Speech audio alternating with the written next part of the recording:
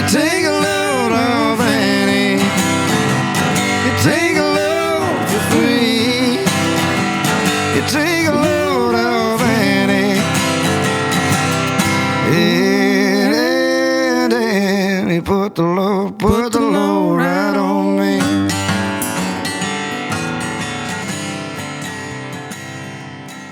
Yo, what's up? You're off in God's country. You laugh because I do it the same every week. I know exactly what. You kick into this like, let's go. Yo, what's up? It's Well, they can't see like what happens before it goes. It's really so they click on when I go, yo, what's up? It's God's country with your boys Reed and Dan Isbell, also known as the Brothers Hunt, where we take a weekly drive to the intersection, country music and the great outdoors. Yep. Two things that go together like a crab steam, a blue crab steam, and some good old bay, dude. Some good old bay. Some good old bay. Some good old bay. Or your house burning down and just building another one. That's sick. Yep, that's what he did. And this podcast is brought to you by the one, that's right, the only, the none other than. You going to sing yours? Tacticam. Did you look it up already? Look what up already? Yours isn't very good. Well, if you want to watch your food plot and see what's eating your corn, buy a Tacticam reveal and just check it every morning. And if you want to keep all four tires on that Honda Rubicon, snag yourself a Defend 360 and turn it on. It's really easy. Just get the app and you go in, and $4.99 a month you can watch that Honda Rubicon get the hub stolen. Defend 360s, $159.99 on sale. Regular Defend cams, not 360s, $99.99. Well done. At defendcellcam.com. Jackson Dean, dude, is just a very stoic. He's got a thing, man. I know. And you can even tell. Eccentric. He even said eccentric in the thing. He said eccentric? Yeah. Yeah. He's eccentric, though. He's, man, he's one of those that's like, you don't know a whole lot. I don't know a whole lot about that guy. And I don't think a lot of the town is. But I think it's just, yeah, it's part of his persona. It's part of his artist. With the music, I don't want to call it a shtick because it's not. No, it's not a shtick at but all. It's a unique thing that who he is, man. Mm-hmm. And man, cool story. I feel like we cracked the egg a little bit on him today, though. Yeah, he was like he was very open about where he was from and what he'd been through to get to where he is now. And very grateful. He seems like a very grateful individual. No doubt, very humble, very great. Yeah, happy to be here. He's in a good spot, man. He's talking about his gal, his fiancé, and you know, his boys in the band and how pumped they are for this record. It was great. It was like an encouraging interview. Yeah, and he kept on saying like, I love to write. You know, this is the third record he's coming out with, and the last two he's written where he was in life, and he thinks he did it at this point. And right, he talked about how grateful he was to be at the point of life right now where it's a very good part of life, and he's excited to be there and excited to be living in it and doing his thing. Happy to be carrying the weight. Yep, that's right. Magnolia Sage coming out April 24th. You'll like Jackson, man. You'll like this interview. So thanks for listening. Thanks for subscribing. You know, it'd be even a sharp moment for you. What would be? It would be sharp for you to go subscribe to this podcast right under the video and hit subscribe. Speaking of sharp, I have a Worksharp moment where I was pretty proud of myself yesterday. Let's hear it. So I have to mow the strip, the new strip. So I'm down there mowing, and somebody had left. Not me. There's like telephone pole worker guys that are cutting power and stuff, and they had left a ratchet strap, but a big one. And the grass was so high I didn't see it. Like a tractor one? Yeah, like a tractor big yellow one. Matter of fact, my blade didn't even cut it on my lawnmower. So it just stopped. Oh, it just hung up in there. And I was like, oh my gosh, dude, what am I going to do? And it wasn't mine, so I wasn't trying to save the strap. Dude, happened to have it. A Worksharp. And I remembered grabbing it before I walked outside, just like in case I needed to cut weed eater line or something. Mm-hmm. And I just happened to have clipped it on. And I was like, man, I don't want to dull this awesome knife by cutting this strap. And I went down there, and I'm telling you, dude, I barely touched that thing. Mm-hmm. Some bitches, sorry, can't say that.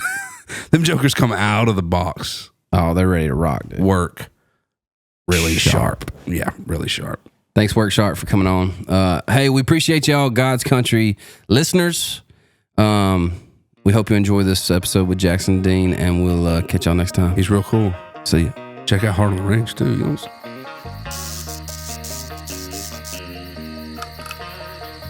Curse and cuss. Pull and pull. No, wait, that's different. This is you're confusing. Well, I'm saying the way I nuts, but it's kind of the same thing. Because curse means that's the exact same thing. It's the exact same meaning. Yeah, but there's an R in curse. I know. So what I'm saying is, it's not the same as like pull and pull. It's like somebody doesn't pronounce curse cuss, but they say cuss for cuss words and curse words. What do you say, curse or cuss words? I'm always say curse, don't curse. Your mom, don't curse. Mama said don't curse. I feel like if you say don't curse, but if you say don't say cuss words, like I feel like you would use it. I don't feel like you say. No, people say don't use curse words. I know they do. I'm just saying for me personally, it's like. But like as an action, I feel like you're cussing. Right. You're not cursing. Do you say? See, I say cuss every time. I'm never gonna say curse. I mean, me either. But if I was in a situation where I did say the word curse, it would be like, you better not curse, like he said. That's how I would say it. I don't think you would, though. I probably wouldn't, though. You better not cuss. Quit cussing. Did you just cuss, dude? Yeah. Did you just say a cuss word? Yeah. Have you ever cussed in front of your kids and they repeat it? No. No. I said dad. Really? I said dad gummit. And then Oak started saying gag gummit. And then one day he said, God. Like not meaning to, you know what I'm saying? Like blasphemed the Lord. Saying like variations of that, of like gag gummit. I mean, you think about it, all you gotta do is swap the G and the D, and you're dad gummit it's a looser. It's the saved version of God. Right, you better not turkey gobble that because we didn't say it. Yeah, and Oak didn't say it, y'all. So one time I was driving to Lexington, and the car in front, we were on like 4 lanes of traffic, right? The car in front of me slams on its brakes. And I slammed on mine, and I had Liza in the back. And I was looking, she was 3 or 4 at the time. And I was looking at the car that stopped, and I was like, and as I was looking at the back of the car, a lady looks around the front fender of the car in front of me. So I'm looking at the back of the car, and all of a sudden this lady's head just goes like, and she looks directly at me in the eyes. She didn't look at the car that had stopped. She looked at me, and I went, what the? And as soon as it came out of my mouth, my daughter went, what the?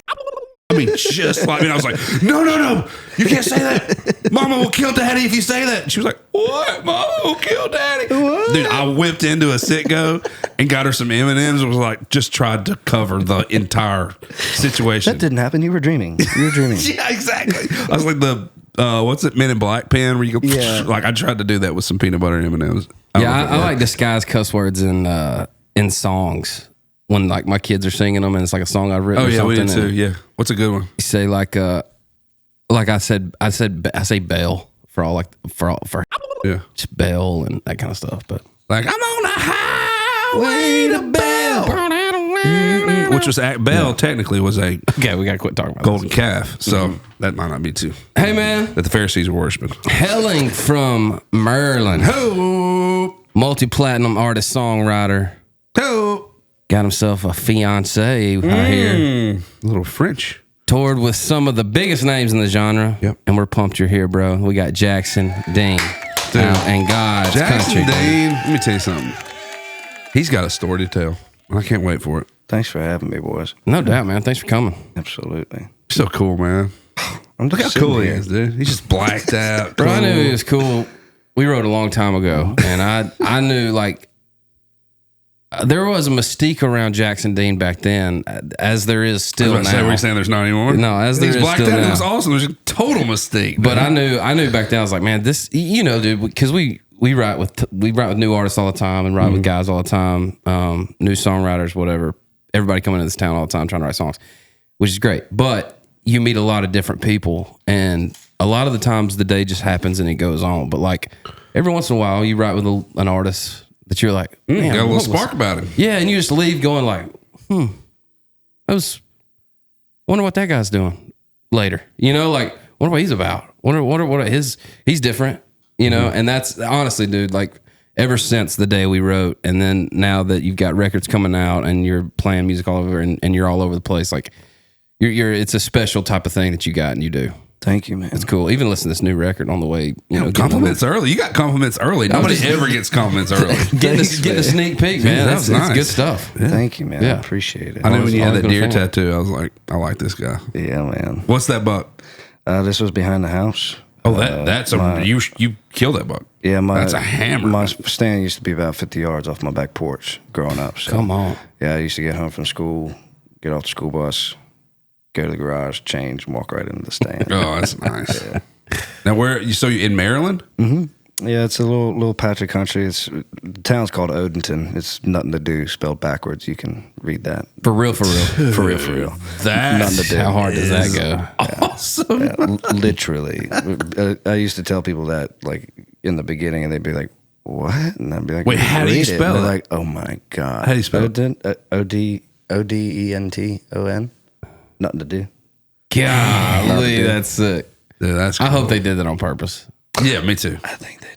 Yeah, man. I hope so. It's a bunch of swampland, man, and backs up to a bunch of ag farm and state land. And but you're 25 minutes from Annapolis, 35, 45 from Baltimore, and then you're really looking at 50 minutes to D.C. Gotcha. But going west goes out all into Western Maryland and up, Winchester and Westminster, and then West Virginia's right there. So that is part of the country that I have not spent a lot of time in at all. No, I don't John know. Denver, Country Roads. It's all about where I grew up. Really? Mm-hmm. The Shenandoah, the Upper Potomac, all that. It's beautiful up there. I mean, it runs right into PA, which is also very beautiful. But yeah, it was a cool place to grow up. And then to the east, you have the Atlantic and the Chesapeake. So how far were you from the bay?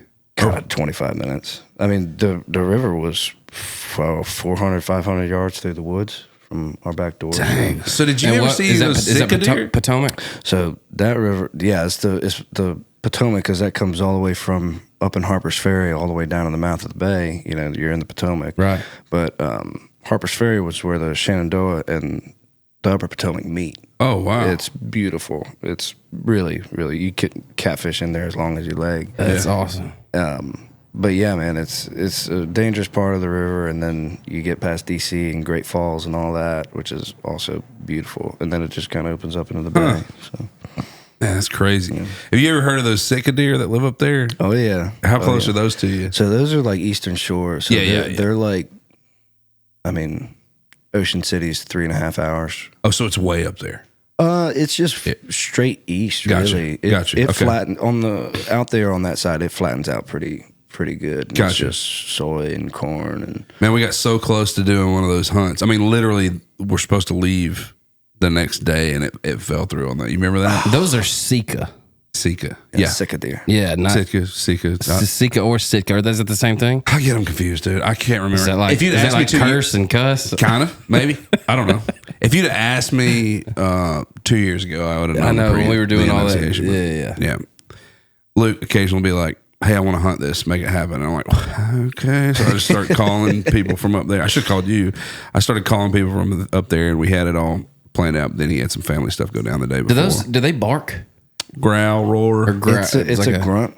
Grunt. Is it? They're like a little elk. Yeah. So they're like baby miniature elk. they're cool. They're cool, man. They are cool. That's crazy. Yeah. Something about somebody brought them in. Oh, wait, what do you need? I'm curious. Looking. Hey, I need something. Okay, you don't even know what he's talking about. They're like these. They're actually two different species. He has no clue what he's talking about. It's fun making fun of them, man. That's so fun. I know he can take it. That's why. Okay. Anyway, yeah, they're a little tiny, and they say they're good eating too. I've never had sick of meat. Yeah. But I've heard it's pretty. It's just like all the meat, man. Yeah. What you tell everybody is all how you cook it. No doubt. Ain't no doubt. Yeah. You grow up eating a lot of game. No, my dad was not a big hunter. He would go on bird hunts. that was about as far as it went for him. But his brother, we call him Big Buck for a reason. Oh, nice. He's been up to Yukon, New Zealand. Oh, wow. He's the hunter of the family, and we all took. Well, not all of us. Me and my sister, we took our first with him. He's. I mean, you walk into his cabin and there's 60 mounts on the wall, and several racks of nothing but antler. Wow. Yeah. He's a killing machine. Yeah. Dang, all right, remember this. Let's do what you matter, and then we'll get back in. I know you didn't get into it. Have you been to New Zealand yet? I have. I gotta hook you up with my guy next time. Dude, we had 3 days there. Oh, that's not enough time. It was not enough time. We stayed on North Island. I wanted to go to Christchurch so bad. But I got you. Yeah. Next time, when you have some time, you need to just go over a couple days early before you start your stuff. That way, you're not whacked out. well, like to get to Australia, the flight from the North Island from Auckland to San Fran wasn't bad. I was like, this is enough time for once through on the Lord of the Rings, yeah. you know. But it wasn't bad, man. Like to go there and hold up before you go tour Australia, which we just did. Yeah.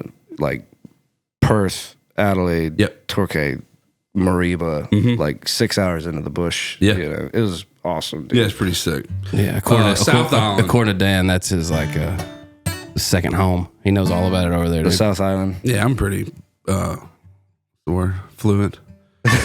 Same language, bro. Shut up. What you mad at? Just tell us what it is. What you mad at? Is it your in-laws' kids? Might be your boss man or your neighbor's cat. Just tell us what you mad at. Dang, I'm so good, dude. I forget how good I am, man. That was beautiful. Thank you, man. I was not prepared for that. Thank you, man. What are you so good at? Oh, Bro. hold on. Oh, yeah. Brought to you by Poncho Outdoors. What are you good at, dude? What is We it? should rehearse What is that. it that you're good at, bro? Tell Are me. you remembering that segment's sponsored by Poncho? That's what I'm good at. Brought to you by Poncho Outdoors. Yeah. Thanks, Poncho. You're good at remembering that section. Who are you mad at, man? Dude, You ain't got one? I don't know. I don't know if I am mad. I don't know. I was mad when I stepped out in this ultralight shirt and my cold. nipples got This so hard you morning? could cut diamonds on them. Yeah, it's like 35. So Supposed to what? be I went to 85 bed. yesterday. At 80 degrees outside. I put my dogs, their kennels are on the porch, and I kenneled them last night, and I was like, man, I wonder if it's too hot to leave them out here. Might need to put them in with some AC. And then I came out this morning, I was like, dude, is it too cold to leave them out here? Yeah. It was, what is it, 40? It was like 45 this morning. It was After being 85 yesterday. I'm up in elevation up at my place, and it was nipply this morning. I was like, oh no. Yeah, I know. Leather jacket. Yeah, right. Black leather jacket Black immediately. leather jacket. Yeah, I think that's what I'm mad at is the turn, how cold it turned. You got anything? Man, You can be mad at anything in the world. anything in the I'm trying to world. think of something. You know, I saw a comment one time. I'll cut you off. I saw a comment. It was like the first part of this show. They just had this session, which doesn't amount to anything. I was like, "Yeah, dude, it's cold." Exactly? It's for the bit. And then he left 2 stars. I was like, what, "You mad at us? We're what you're mad at, dude." You read the comment? You read the... It was just one. Oh, okay. It was a while back, but yeah, I saw that one. Proof of concept. Back exactly. Proof that it's working. Yeah. Remember we had to used to read the roast comments? Oh, yeah. I think it was during that section. I should have said that. But anyway, you mad at anything? Man, Anything, dude.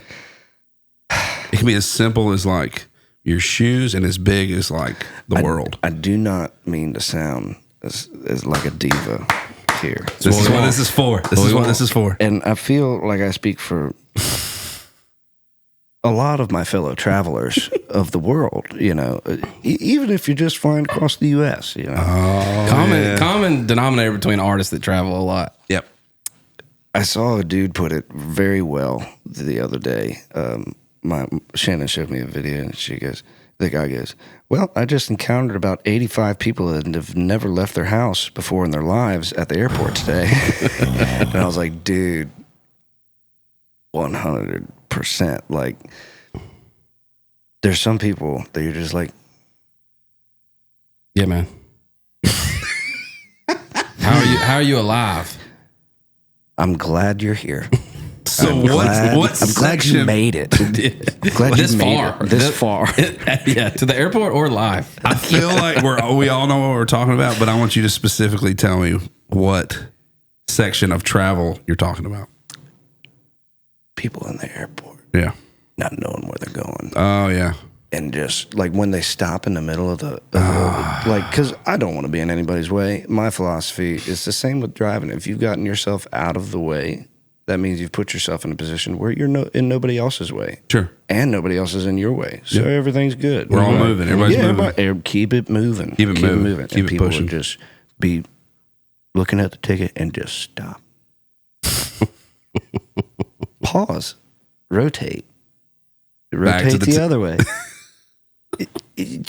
And then another 20 feet, you hit another one. Yeah. Like, yeah. And it's slowing everything down because, But other than that, man, I'm a happy man. I have everything truly I think I could ever reasonably ask for in the palm of my hand, which is one of the coolest jobs on the planet. Yeah.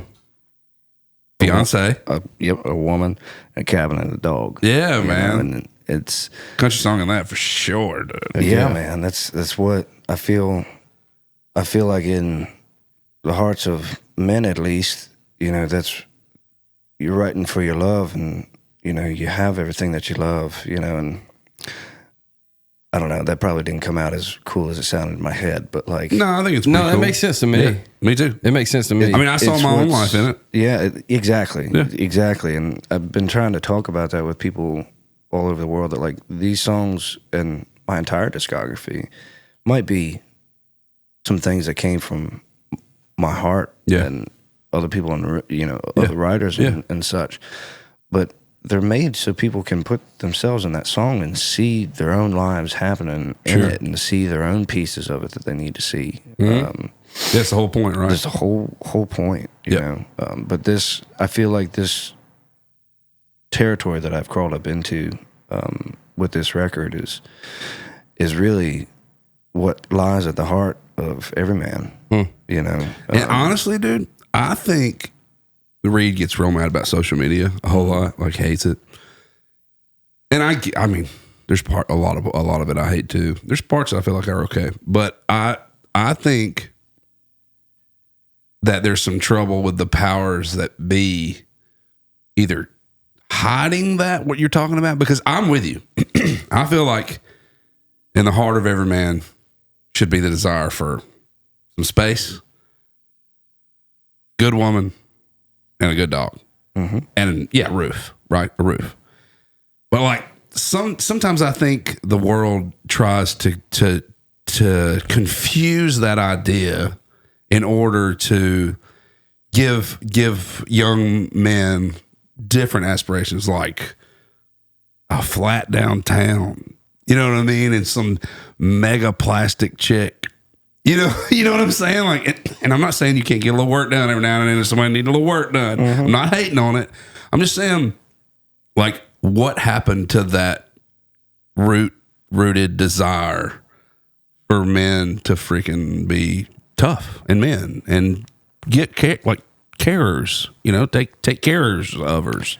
Handling. Yeah, dude. There's also a nice thing that comes with it. I read something that said people have got, or they've got getting a dog all wrong, right? Because the part of the fun and part of the process of having a dog is like the responsibility for that dog. Like a lot of people see that, as me included, especially when he's a puppy and he's doo-doo in his kennel every night. My guy. But there's a part of that owning a dog, the responsibility of it, that's like the fun part, like that you're responsible for it. You know what I'm saying? Yeah. You feel like that? Yeah, I feel like, I feel like they're watering it down. I feel like they're trying to water it down a little bit. Water what down? The idea of... Well, they're trying to soften it up. Yeah. For sure. Land, woman, dog, roof. It's very caveman. It's kind of nice. Very caveman. It's also very satisfying. Very simple. It's straightforward. Yeah. I think I hear 100% of what you're saying. And I mean, dude, I've slept in the back of my truck. I've slept in alleyways, in found myself in apartment buildings that I should not have been in. Totally. Just as every young pursuant does. Male, You know, you go run amok and all of that. But I think what is deeper to what you said is the aspiration for that. You know, the drive to get that is, I don't know, man. When I first started coming down here and started realizing that, you know, and getting out in the world and realizing that people just were not raised the same way. They just weren't. No, not even a little bit. And like, look, dude, I've been slinging block and chopping mortar since I was 10 years old. Like, I have very, I don't want to say little sympathy, but we get done. Yeah. You know, I think some of that's been lost. Me too, man. You know, me too. But like, I don't know. I also missed some years. You know, I didn't go to college. I didn't do none of that. I was always working. So like, between school and football. Who had you working? Your daddy have you working? Yeah, we all worked for him since birth. My siblings just took over the business a couple of years ago. So what is the business? Masonry. Gotcha. Bricklayers. Are you like a Freemason? No. Tenfold. They can have that. I don't even know what the parallel is between those things. It's different, but no, we're just, my dad's an independent contractor. And, I mean, what time's he up in the mornings? Oh, he'll text me at 3:30. Yeah. 3:30 his time, so that's 4:30 our time. That's up.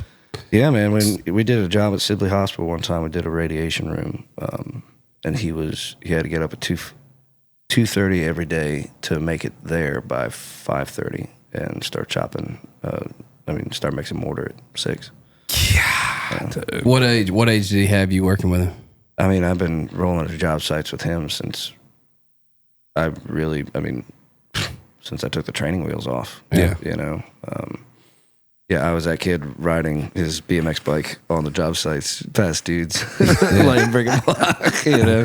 That's probably fun, though. Yeah, but about 12, you know, you start. Yeah. I mean, I got big early on, and he's just like, well, I need another hand, so get out there. Yeah. Yeah. You got brothers, sisters? Two older brothers and an older sister in the middle of us. Oh, wow. Yeah, 5 nieces and nephews. That's fun. It is. I'm crazy Uncle Jack. It's a lot of fun. Yeah. I can see that. That's probably fun. Well, I saw a video of you doing some crab fishing. Oh my God, dude! Have you ever been? No, is there a difference between crabbing and crab fishing? All right, there's a couple different ways that you can do this. Okay, you can. I didn't even notice I said crab fishing, but the deadliest catch version, right? Yeah, big bass, which is what everybody thinks it is. You'll get a kick out of this. We did a trip back home once, and our videographer, his name's Robbie. He's from Spokane, so he doesn't. I mean, unless you're from the DMV or hardly anymore. Wait, what does DMV stand for? Maryland, Delaware, Virginia. Oh, okay. I literally thought you were talking about the Department of Motor Vehicles. Yeah, I hate that place. No. I was like, which one? The one in Franklin? If you're from that one, that's tough. You run into Luther. The Ramsey County one? Oh, God. Hardly anymore do they do it in the Carolinas, but he thought it was. We rolled up and get on the boat, and it starts clicking. You know how we do it. And he goes, "Oh, I thought this was going to be like deadliest catch, but like calm."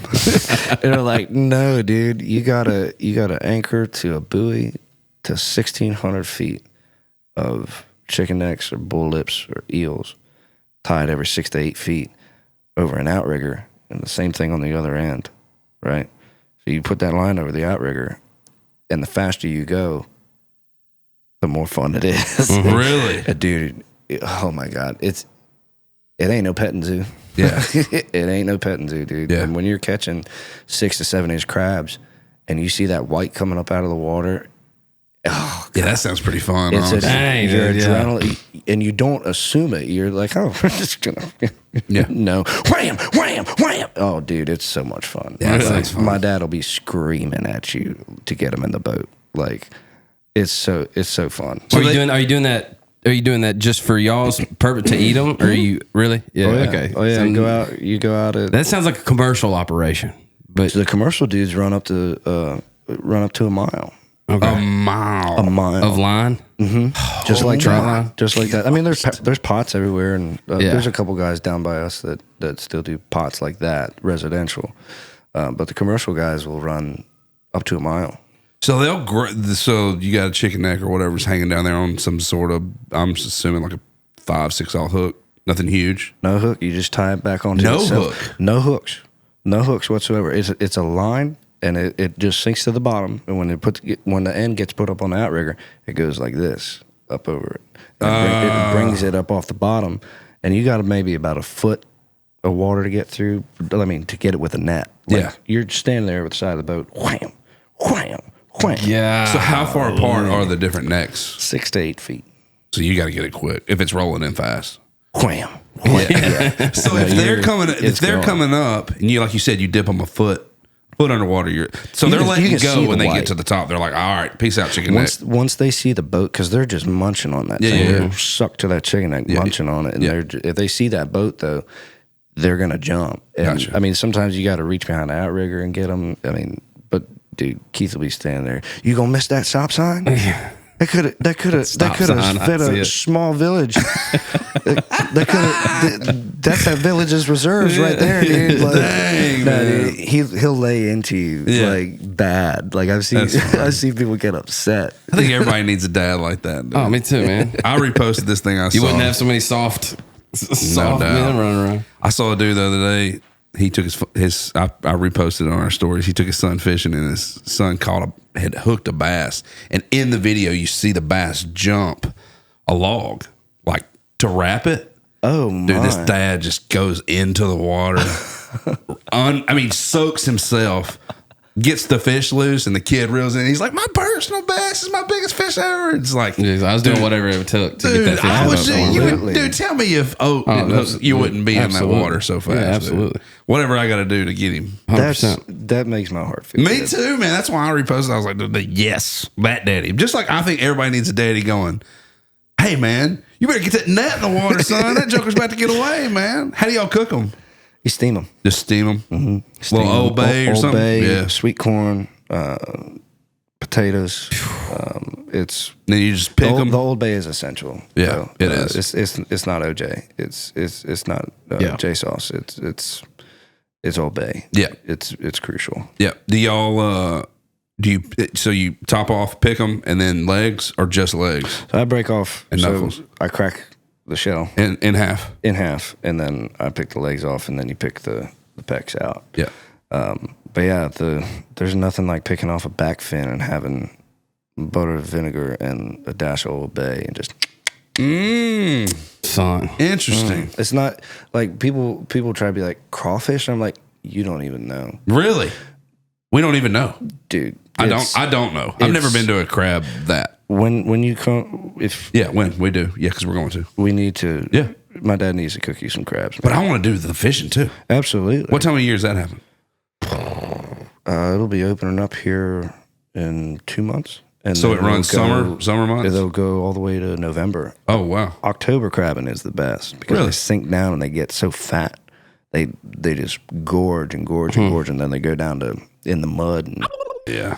but yeah, when you get mud crabs, it's like, oh yeah, those suckers are heavy. I bet they're super clean, Bro, water. you got to will. If you take me to a like an all you can eat seafood thing, and they got it's like a Friday night crab leg special or something like that. Jordan, dude, you want to tell them about the time? you gonna have to wheel me out, bro. What? Aren't you wasn't on that? Were you on that trip when we went to? Y'all didn't go with us? No, but I was with him when he got Yeah, I got seafood poisoning in Washington State. So one time when we Worth it though. It was so good. we were really broke, and we all loaded up and went to the beach. And Reed went with us, and it was like me and my now wife, and anyway, her sisters. Well, none of them wanted to go to to the all you can eat crab legs. But me and Reed were like, well, just drop us off and you can pick us up, you know. So they kept texting like, are y'all about done? Are y'all about done? And we were broke at the time. We'd spent $40. We were eating, son. I mean, plate. Yeah, I was about to eat for the next 3 days. After plate.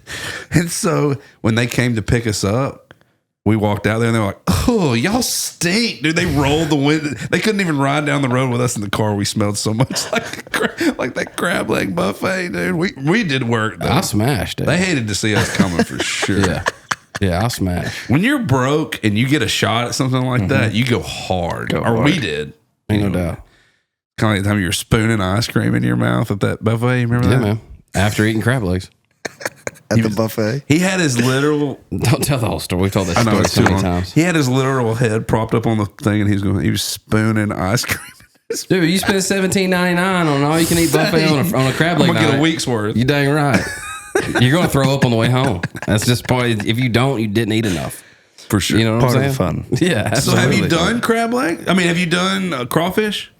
A couple times, Okay, yeah. so- I'm just like, cool. Yeah. But it's not even close. You're telling me it's not close. When you crack a front claw, Now, what kind of crabs are these, first off? they're blue crab. Blue crabs. Okay. Blue crab. Okay. When you crack open a claw, These and seem there's- like the best of the best though, on the blue, like the LeBron James of blue crabs that were Yeah, eating up probably. here. Yeah, right. They are. Yeah. I mean, even if you go to Mike's Crab House or something, like you can get a bushel of crabs, but they ain't gonna be like this. Yeah. But when you crack a claw and there's a piece of meat there that's as big as my thumb, Yeah, dude, I ain't never seen no blue crab like that. Never. dude, it's incredible. Yeah, Incredible. that sounds pretty great. How many does it take, you think? Like, how many crabs is it going to take to fill Dude, you my up? dad will sit there and pick an entire bushel by himself. Me, I like to pick all the meat at one time, And then, wipe your hands, have a drink, and then I like that move. But he'll sit there for it. It is also about you go get a bushel of crabs and you have a bunch of people over and you pick them all. So what's a bushel? How many's in a bushel, roughly? 4 or 5 dozen, I think. Your dad ate 4 or 5 dozen crabs? Oh, dude, the entire. let me be clear. It eclipses the table. Yeah. Oh, yeah. You just throw them out and then you go back into the steamer and steam some more. Gosh. Yeah, That's how it's crawfish. incredible. That's how crawfish bowls are. Very similar. You can't put enough crawfish on the table for a couple of good old boys. You know what I'm saying? Yeah. And I feel that's probably the same way up there. Like if I was hungry and showed up to a crab steam, That's one of those things. Goodness, Reed dude. does this thing, which is really great. Like, if he knows he's having an awesome meal at dinner, he won't eat the whole day. Yeah. And Yeah. just I feel like I'm not. I feel like that's a normal thing. Should be. That's what I do on steak night, dude. I'm just like, no, I want to, man. like, I want to need this. Yeah. I want to crave this. I want to eat 16 ounces, not 14, not 30, not 10. I'm gonna eat 16 of it. man, Yeah, I could talk about seafood all day, man. I too. love that stuff.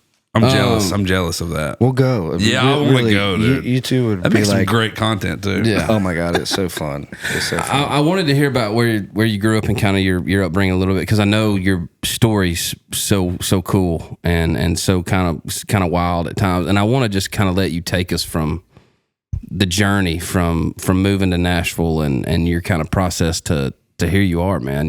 Putting out a record and doing a lot of great things. So, where did music start for you, and kind of just take us through that process? Yeah.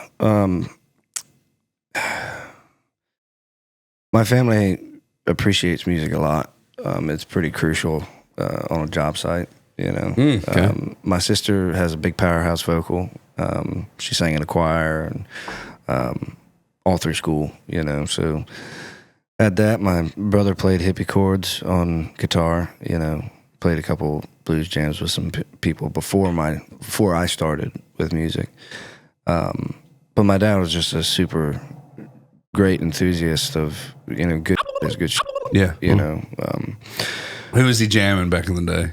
He really loved Merle, but he also really loved all sorts of funk music and blues. And, That's how our dad was. yeah, it just good shit, good shit, Agreed. Yeah. Yep. I literally wouldn't be here where I'm at right now without him. He was my dadager for a long time, Yeah, I wouldn't be here without him. Yeah. But anyway, our house burned to the ground when I was about 13, and we rebuilt in about 4 months. And in 4 months? Yeah, I mean, we just went ape, Jeez. It's what we do for a living. So where were y'all staying in those 4 months? So our house was connected by a breezeway, which was our office, and I think we had 3 bedroom with 2 bath over there, which they were offices before that. But yeah, we just moved over there while we rebuilt 9 foot higher, same footings, Same footers? Same footings, yeah. Huh. Same slab. And anyway, while we were rebuilding, it would bounce off all. Wait, you say that's so easy, dude. Who's rebuilding like a bunch of 8-year-olds? How are y'all doing this? No, Cody and Kyle are 10 years older than me.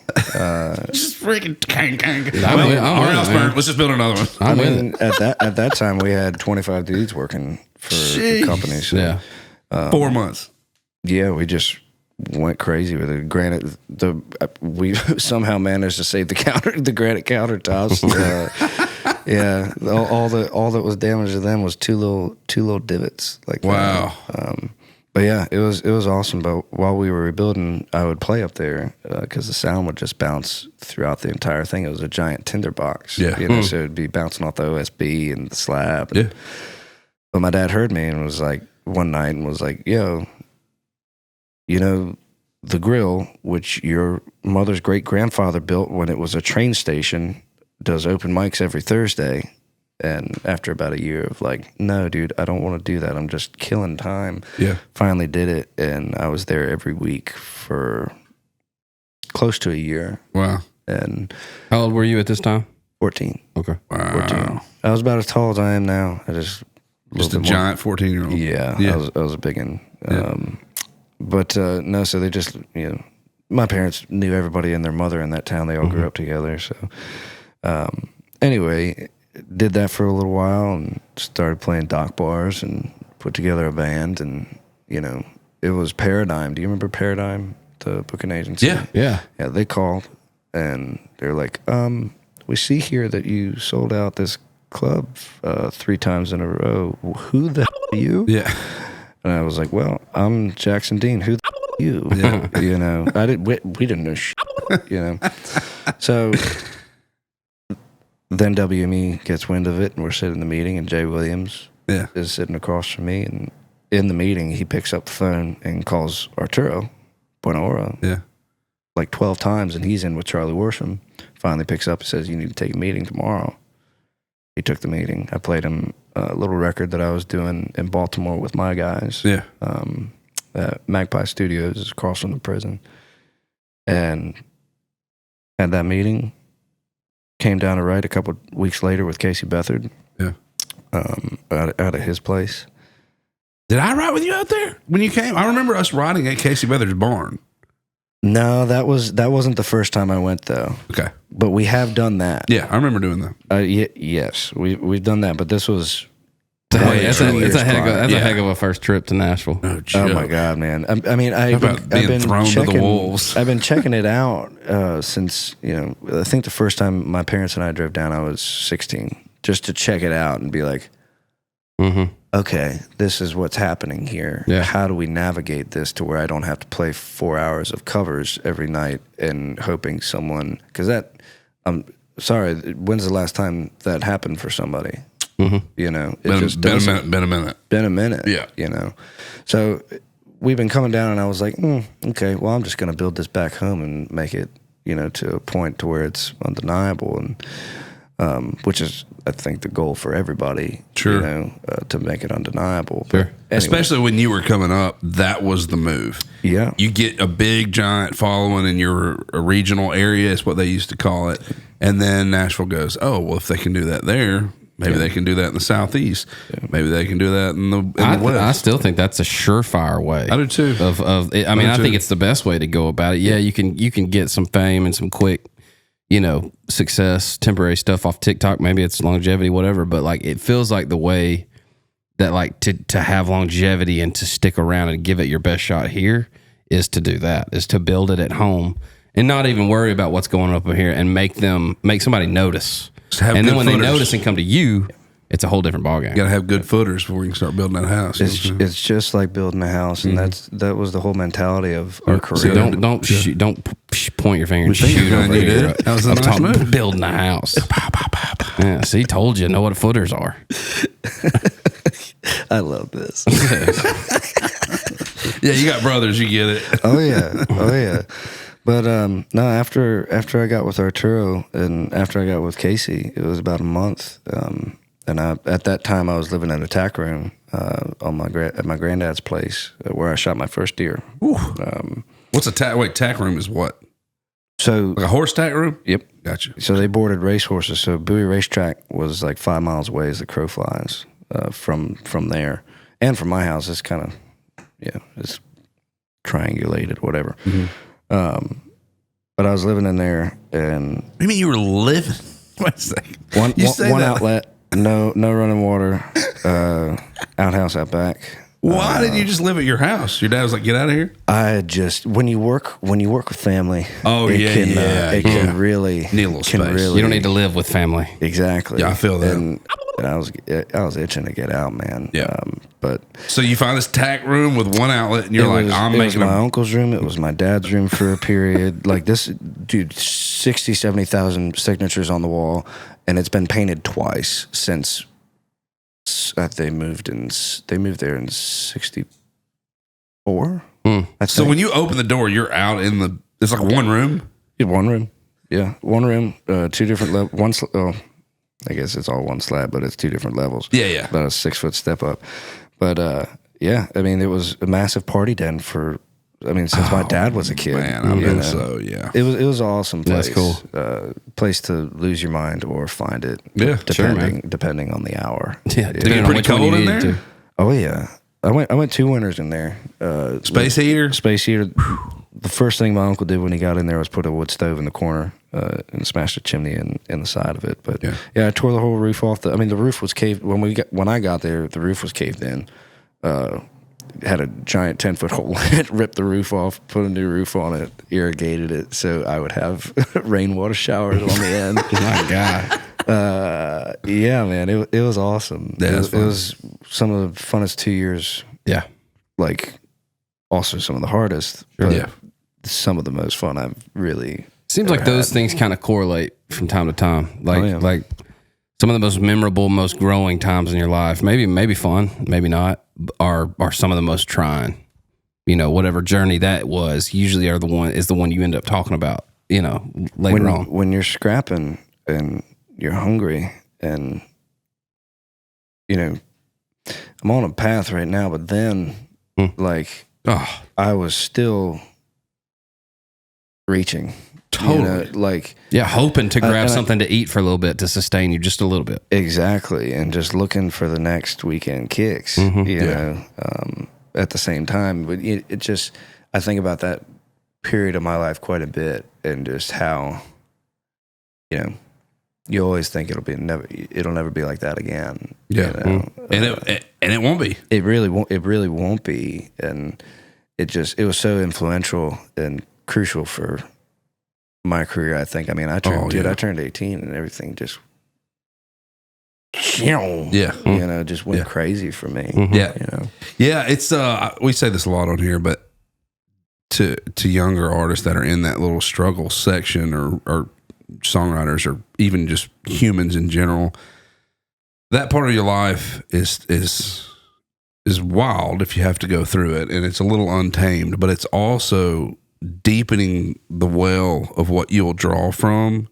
for the rest of your life. Yeah. Like even today at times I'm like, oh, something's hard, this is tough or whatever. But I'm like, but it ain't ever as tough as what that was. And that if you can get through that section of it, it basically just leathers you up for the rest of your life. And I'm real thankful that we went through that together, honestly. Yeah. One thing that Reed and I knew, God bless my dad and mom, love them, and they did great for us as much as they possibly could. But dude, there wasn't no golden egg coming.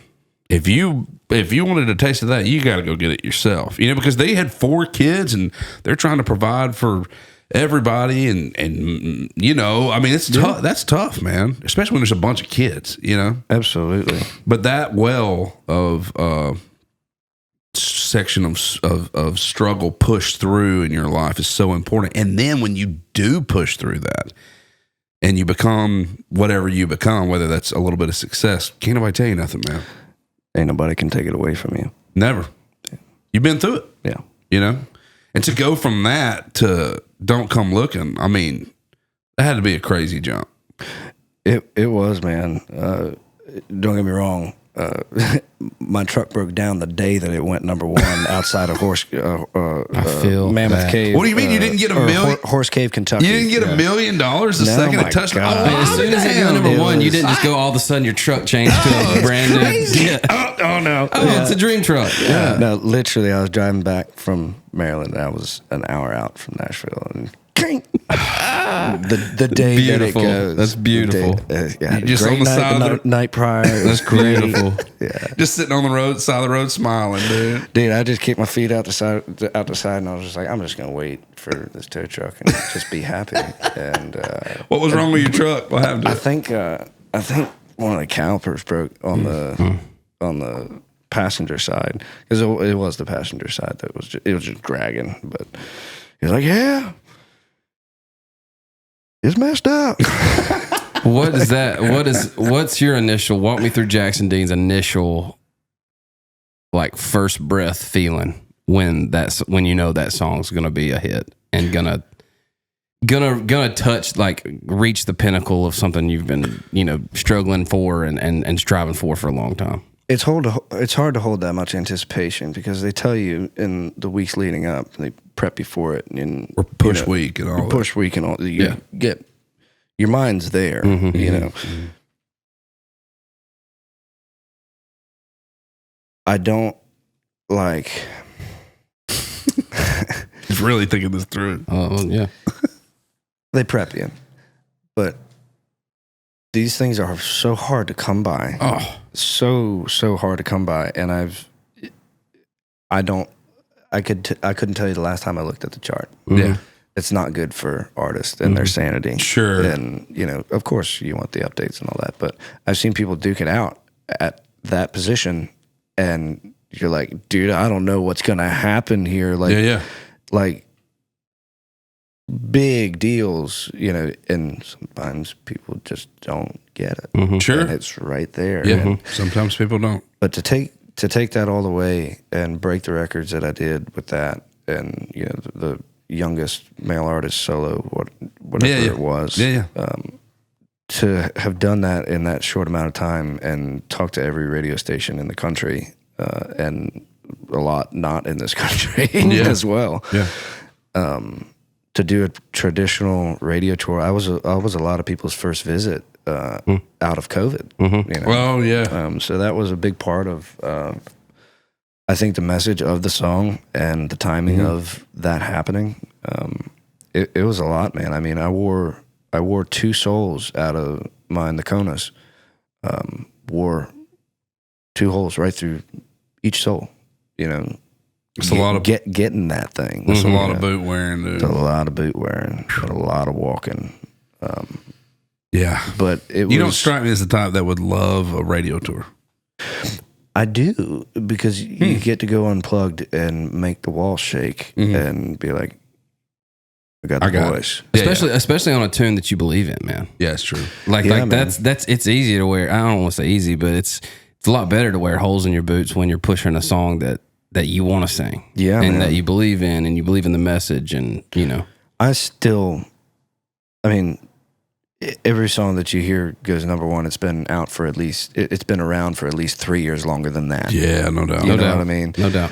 And sometimes that is a point with some songs, and you're like, okay, all right. But that one, quite a few of these, you know, that I've played, I don't know how many times. Yeah. It's just every time it's just, and DCL is so fun. It doesn't really matter what BPM you're going at. It's going to be really fun. Yeah. You know, and it swings different sometimes, you know. What inspired that tune? What got you that hook? That was me. Yeah. So my backwoods, you know, right out the back door is few miles of flood zone. You can't build on it. It's all silt. That's awesome. It's really just kind of like your own private kingdom, giant backyard. Does it flood ever? Oh yeah, cool. Yeah. I mean, it's a 30-yard drop. You know, from where the house sits to the bottom there, and it gets deeper too. But no, it's come like 5 foot from our level. Are you serious? It floods pretty bad up there. Wow, that's a lot of water. Yeah, I used to run back there and a lot when I was a kid. And my mom would always do the last Mohican speech, you know, stay alive no matter what occurs, I will find you, you know. And I would, around 10 or 11 years old, I started saying, Mom, if I don't come back, don't come looking. I'll be all right back there, you know. I was obsessed with, you know, Nat Geo, Discovery, History Channel, all the stuff. So, you know, I was a little survival kid. And I had the grounds to do it. Yeah. So on foot, you would just figure take it out. I'd go camping back there all the time. You know, it was great. It was a great place to grow up. Yeah. But that literally came from something I used to say to my mom. I said, if I don't come back, don't come looking. That's cool, man. Yeah. And she just absolutely loves getting the recognition for that. Yeah. You know? It's awesome. When we did the same thing, we would, we'd take off on 3-wheelers, very dangerous. You guys had 3-wheelers? Yeah, a little big 70. reds, We had a little yeah. 70, a little Honda 70, and then our dad had the big red that was a 200.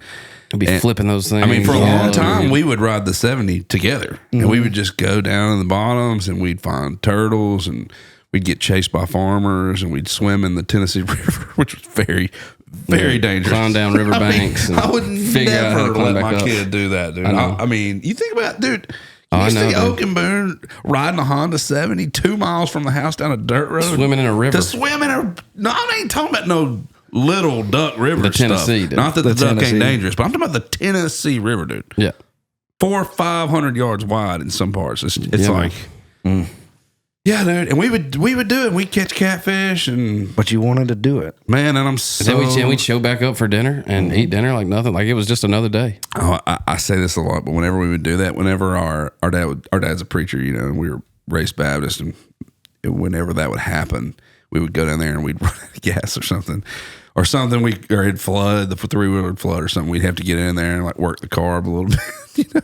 And if it ever fired up, the entire way home we would sing hymns because we'd be like, "Oh Jesus, thank you, please get us home," like or "Amazing Grace." We'd be hitting, you know. We were just so thankful to be because it would be right at dark. Go to it on Exactly.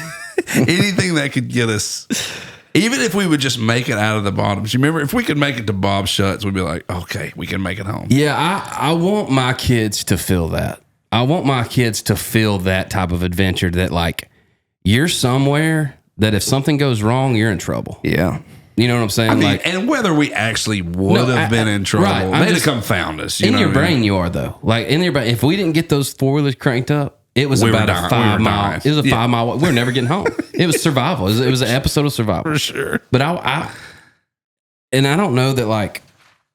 I don't know that I'm going to be a great parent and letting my kid do those things, to be honest. Yeah. But I want them to, man. I want them to be in situations where, like, if you don't figure it out, Can you? yeah.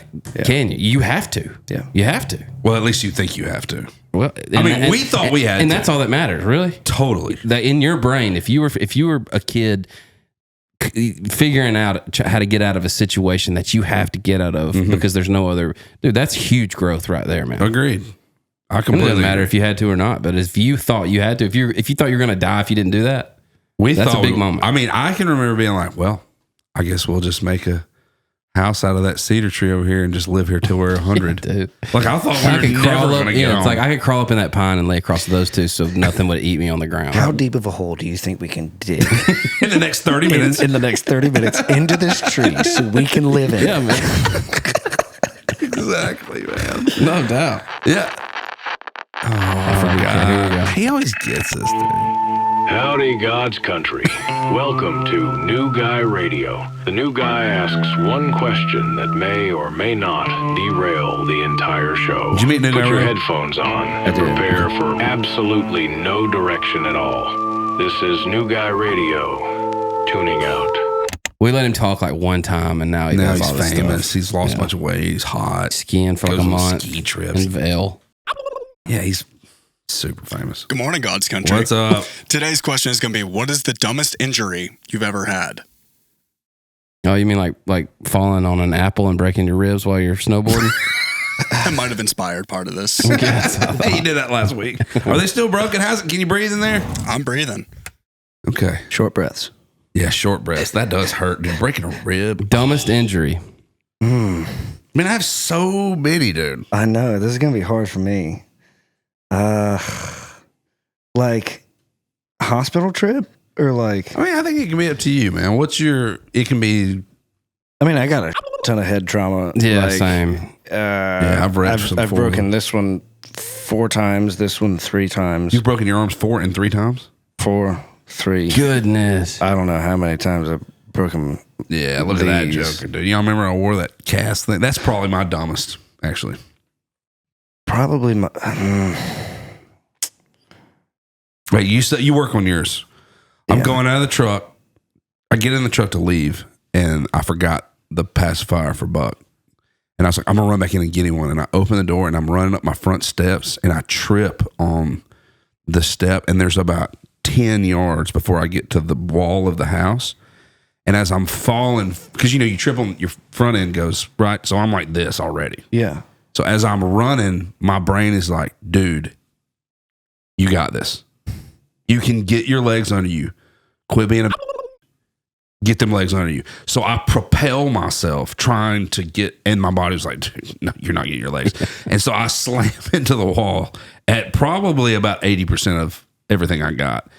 And I raise up, and my pinky is like, just like this. And I straighten everything out, and it stays like that. And I was like, I called my brother-in-law. He's a doctor. FaceTime him. I was like, hey, man, I just fell on my porch and my pinky. He was like, oh, yeah, buddy, it's not supposed to look like that. So that pinky's still all crooked up, and it gets real. Whenever it's cold, it gets really, really, really cold. That's my dumbest injury so far. Dan hit me in the head with a medicine ball one time. Dude, I 10 or 12 pound medicine ball. My head was 6 inches off the ground, like this hardwood gym floor. And Dan threw. I was like, we were doing. Let me at least set it up, dude. So I don't look. Don't like tell the whole story because I want to hear about. Are we talking Biloxi. about like an over the head? Yeah, yeah, he was doing sit-ups, and I was my throwing him, and he God. was catching him going down and doing. And we had like a 2-week period where we thought we were going to get in shape back in Savannah. Yeah. We didn't have anything else to do. And, Never do that exercise. And he was done, but I didn't know he was done. And I was like watching a football game on the thing while I was, and so I tossed it back to him, and as he was laying on the ground, so it caught him in the forehead and then slammed his head against the concrete, right? And so he comes up and he's like, oh man, I think I messed up, dude. And I was like, oh my gosh, what's that? He's like, I can't really see. I just remember spinning on the floor, just like with a lot of legs, like I was running on the floor. But you spinning. weren't. Like a rock and roll, like Angus Young. Yeah, right. Yes, that's right. This little circle. So I get him into the truck. We just leave because I'm like, this kid is messed up, right? So I get him in the truck, and again, I call my brother-in-law. I'm like, hey, man. I was like, we're here at the hospital, dude. Reed's messed up. We always call Jason, my brother-in-law, if something happens. He knows if we FaceTime him, he's a terrible doctor. He's I don't the know why I worst. call him. Great brother-in-law, terrible doctor. He's like, okay, cool, man. Just don't let him go to sleep. He's probably got a concussion. I was like, cool. And I mean, we had just pulled out of the parking lot, and I looked over at Reed. He's going. I was like, hey, man, you got to wake up, dude. You're going to die, man. You're going to die. And he pops up. He's like, what, man? What? You remember you were laughing and crying? That's crazy, dude. Anyway, that's definitely the dumbest. Yeah. All right, what about I think you? I broke up with my girlfriend that night at the hospital because I thought the nurse was hot that was treating me. That's how not together I was up here, dude. Just on the It was possibility. dude, just maybe. Yeah, just What maybe. could have been, dude? Yeah, Jumps man. wouldn't be Yeah, here. it's the nurse, the concussion nurse. All right, so yeah, talk about that. So I guess mine has got, we were on tour with Luke Bryan, and we're going out to the beach. We just got out of the bar. I had 2 drinks. That's it. I drank Tito's Mules. I had 2 drinks. That's it. I take my shoes off. We hop the 2 lanes going one way and the 2 lanes going the other way. And we're right on the Gulf, right on the water. Yeah, man. I'm literally walking over to have a few further libations in the sand. Yeah, man. And dude, Great place to have some libations. yeah, it's great. Nobody's around. Stars are shining. It's beautiful. We have company. I step off of a curb and completely just eat it. Bounce back up. Try to walk it off. I have no idea what happened. I literally just stepped off of a curb. Just walking. Yeah. Just walking. Try to walk it off, get in the sand. I'm like, my foot is just on fire. What the f- is going on? Still to this day, don't know what I did or how I did it. But I was in a wheelchair playing shows for 2 weeks. I played Biloxi that night. They wheeled me out in a wheelchair. No joke. Literally did Austin City Limits In a wheelchair. couple Luke Bryan shows and a couple other radio shows. Like I couldn't walk, dude. Like Did you break it? I never went to the doctor. God. It was like 3 weeks of like I'm walking across airports with crutches. They got me a scooter for further into it to where they were like, okay, we can't have you hobbling across O'Hare on crutches. Why dude. did y'all just make him go to the doctor? You just couldn't do it? I He wouldn't go. I couldn't have. I could afford it. I just didn't have the time because radio touring. Yeah, man. Got to get to the show, man. Yeah, I get it. But yeah, we put a little "Just La Do It" sticker on the front basket of my scooter. Some all terrains on there, and you're good to go. You know. But yeah, it was 50s, dude. You ain't getting stuck nowhere, man. You make any nowhere, show. man. But no, man. I've snapped this one completely in half. Yeah. So many dumb little things. Same, Yeah, there's a They're lot of all- dumb stuff. Yeah, but that's probably the most just aggravating of them all. Let's talk about Magnolia Stage. Yeah. I listened to it on the way in today. It's going to come out the end of April. The 24th. 24th. I'm trying to like over and over I listened to that one over and over. Actually, I listened to that one a few times. That was cool, man. Thank you. It's just got that. It's kind of what I was talking about earlier, man. It's got that like the little mysterious thing to it. Even the sounds through it. And what was your process on making this record? And did you start it saying, hey, I'm in record process projects. I'm doing it, or did it just kind of happen, organically? Well, you got your entire life to write your first record, and then 6 months to write the next one, and even less Ain't to that a write the Nashville third. saying? Yeah. It really, Yes, true. really true. You Yep. know. But when On the Back of My Dreams came out, that was such a mammoth piece of work for myself, for Luke, for all the writers on it. But that was a mammoth piece of work as a whole. It was a lot to chew on for people. And then it came time to start thinking about this one, and I had a collection, maybe like 3 or 4 songs that were all in Love World, and of course I used Shannon as my muse in the room, as all the other writers do, you know. But no, man, it was very different process than the last 2. I mean, we held up 3 separate times for this record, doing 4 at a time. That was hard, and that was just due to my schedule. Yeah. Just physically getting there to do it. I mean, I had some pretty crazy. People see a lot on my tour dates, but there's a lot more. Oh, dude, we talk about that all the time. y'all know what that's like. It's grueling. That's honestly. that's about a one day thing. Yeah. When you just pop in, you're just a little looking show, at you the pop back tour in. dates. That's that day. Yeah, Yeah. yeah. It's but it was hard, man. But like as artists, I think you should always be writing about what you're living and what's in your heart at the time. And like I said earlier, I got everything I want in the palm of my hand, dude. Yeah. And what's better to write about than that, But this record is it says it right there on it. It says this is a record for the muses and the ones that you love. It's a really, really awesome bit of life that I'm getting to live right now with her. And I mean, she comes with me all the time, and so does Elk, my little dog. It's awesome.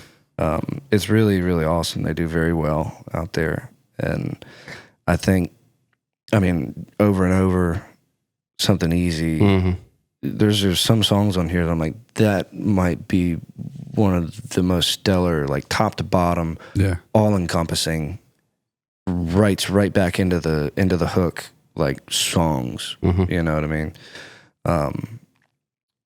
But Luke and I really just wanted to take our folks to a different territory, which I think we accomplished with this. It's really a different side to me. That it's not that I wasn't vulnerable on the last two, because I had quite a bit to say on the last two, but this is just vulnerability in a different light to me. You love working with Luke? I do. I do. It's. I get why the two of you work. Honestly, it makes a lot of sense. People try to ask, what is it, and I'm like, dude, I don't know. He's 6 foot something. I'm 6 foot something. Yeah, he's blonde. I'm blonde. With a couple of giants. Yeah. It's great. He's just.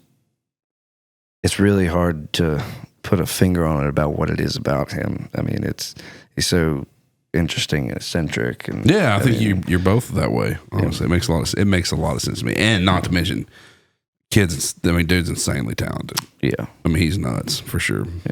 Yeah, I want to read a quote and then just ask you, get into your brain a little bit on one thing. It said, just come along for the ride and let go enough to be able to see it. I know the songs are out there, and when I get to hollering, it could be a little bit surprising, maybe, I guess, but this is what I choose to do with my life. I want to make people feel things. I want to play music while I'm doing it. So come out and see it. I'd love to see you out there. So one of the things I've always wondered about with and this is a difference between artists and songwriters, right? Is like when we write songs, it's about our life, and I try to write songs about my life almost every day, and it's special when an artist believes in one enough to put it on a record, and it gets to come out, and you, as a songwriter, you get to see the fan of this artist or the fan of country music kind of fall in love with the song, and kind of what you were saying earlier, like put themselves in that situation.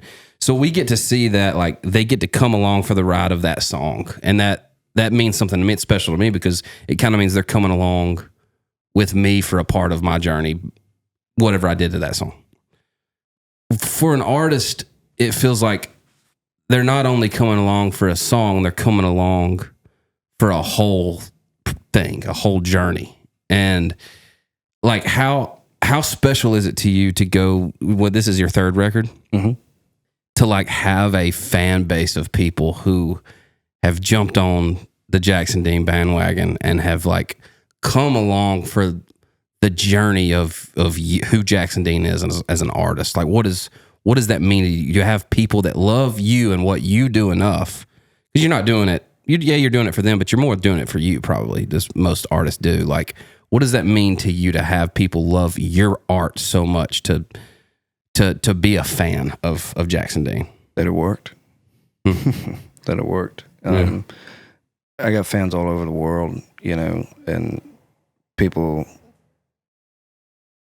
that my music has resonated with, and of a lot of different places in the world, and to do it with the songs that I'm doing it with, like I always use Betsy as a gauge. Like, I've seen that song touch a lot of people, a lot of different people that speak a lot of different languages. We were just talking about this the other day about music being universal. I like quite a few things that I can't understand what they're saying, but I like how they're saying it. Sure. It's doing something to you. It's doing something to you. Whatever something is. Exactly. It's making you feel something inside. It's making you want to move forward. It take you back, make you want to run through a brick wall. Sure, lift you up a little bit. Exactly. But like, to see to see people come to me in a meet and greet in tears saying, I didn't know that I needed to see that from that perspective, you know. Wild. It is. It really is. And it can be a lot to hold.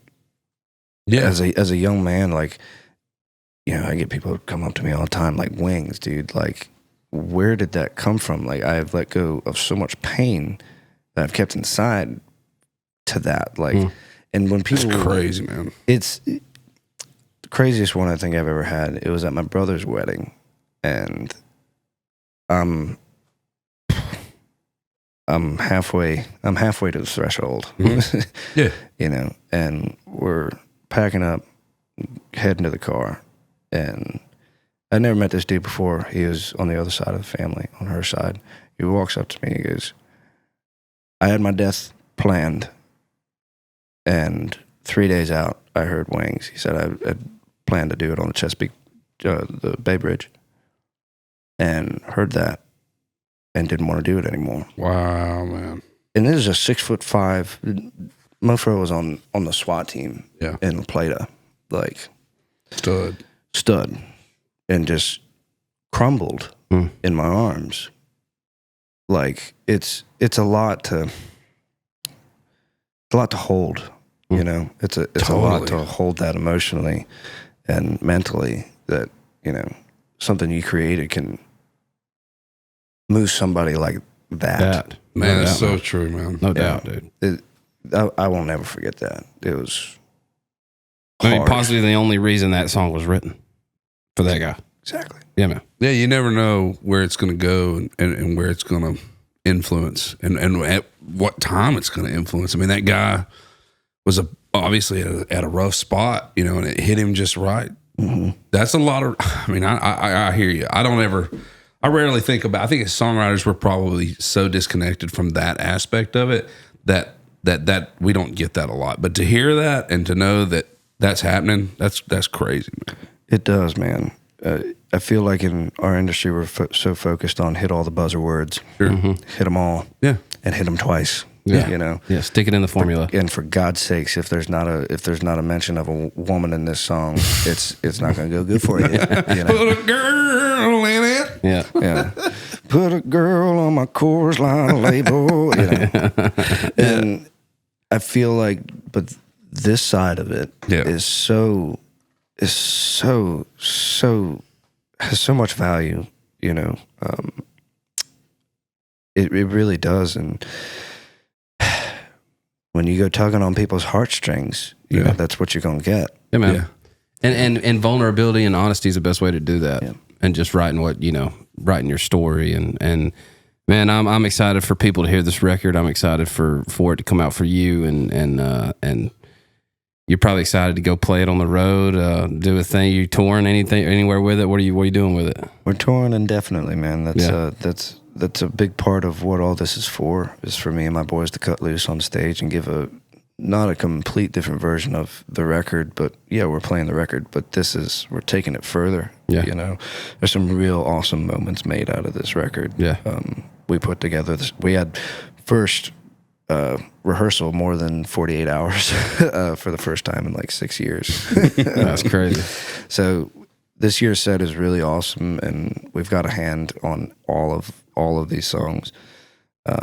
Like I said, awesome moments. Yeah, man, I'm excited about it. I'd have to come see the show. Man. Yeah, I'd love to come see it, dude. There's a lot of shows to get out to this year. So yeah, if you're going up there north, might have to go check it out. Some crabs. That's right. Show, boy, that'd be fun. Well, actually, we're going. We'll talk about that. Okay, we'll talk about it. Yeah, for sure.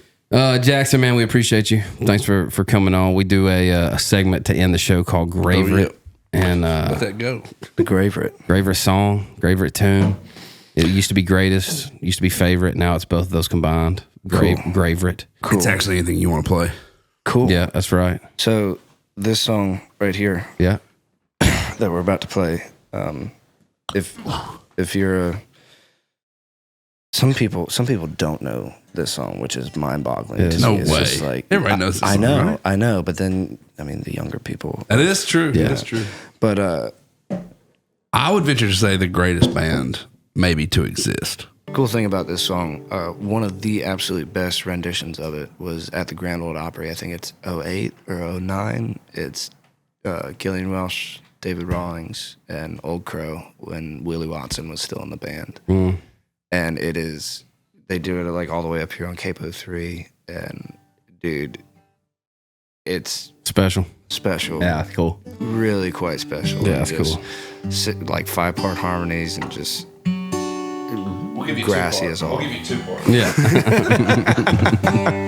Jackson Dean, everybody out in God's country.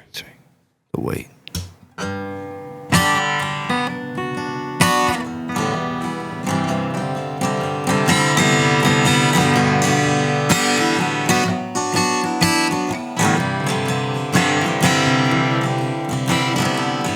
Pulled in Nazareth, I was feeling about a half past dead. Just need some place where I can lay my head. And mister, can you tell me where a man might find a bed? Just grinned and shook my head, and Lord was all he said. Take a load off Annie. You take a load for free. You take a load off Annie. Then you put the load right on me.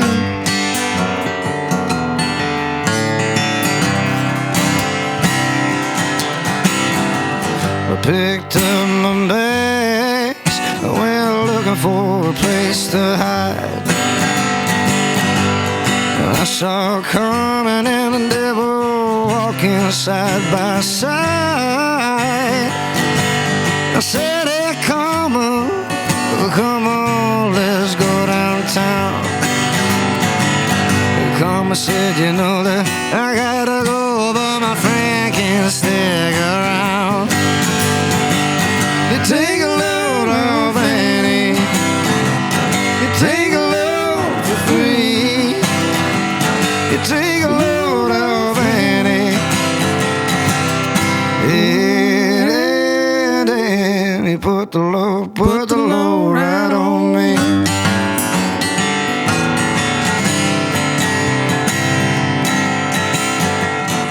Crazy just to follow me, and he called me in the fall.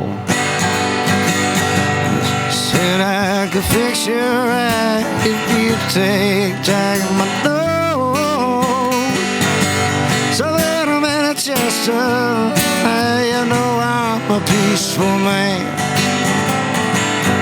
He said, that's okay, boy, just feed him when he can't hide. Take a load of Annie. You take a load for free. You take a load of Annie. And then you put the load right on me.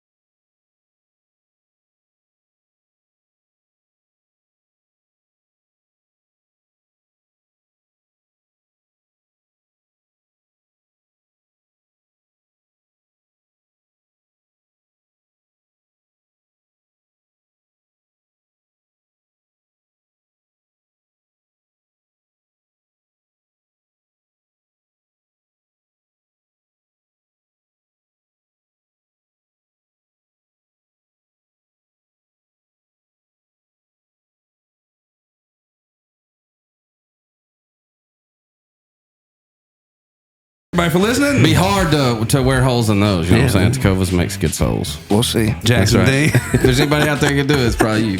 Jackson Dean got new music. Yeah, Gonna be on Magnolia tour. Sage coming out Magnolia April Sage. 24th. Check it out. The only thing better than his music is his heart, dude. That's right, man. He's a good dude. Hey, we appreciate you. Thanks for coming and hanging out with us. That was fun, man. Yeah, glad to have a thank good you one. guys Love so your music. much. Keep doing your thing. Yeah, Thank keep you, making sir. it. Yep, absolutely. Hey, we'll check y'all out next time. Appreciate you listening. Peace.